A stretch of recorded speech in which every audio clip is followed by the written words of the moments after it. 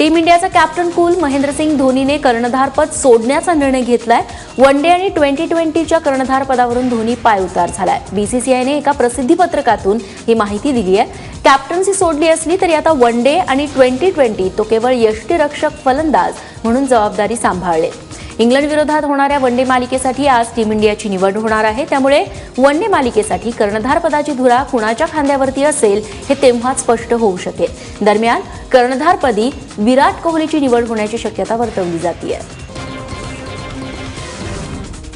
नाशिकच्या छत्रपती शिवाजी स्टेडियमवरती वाहतूक पोलिसांनी वाहनतळ उभारण्याचा घाट घातलाय। मात्र या नियोजित वाहनतळाला क्रीडाप्रेमींचा तीव्र विरोध असून त्यांनी आंदोलन छेडण्याचा इशारा दिलाय। नाशकात दिवसेंदिवस वाहनांची संख्या मोठ्या प्रमाणात वाढतीये आणि पार्किंगची समस्या त्यामुळे गहन झाली आहे। यावरती उपाय म्हणून नाशिक शहर वाहतूक शाखेनं CBS वरील छत्रपती शिवाजी स्टेडियम इथं वाहनतळ उभारण्याचं ठरवलं असून तसा प्रस्ताव देखील त्यांनी क्रीडा विभागाला सादर केलाय।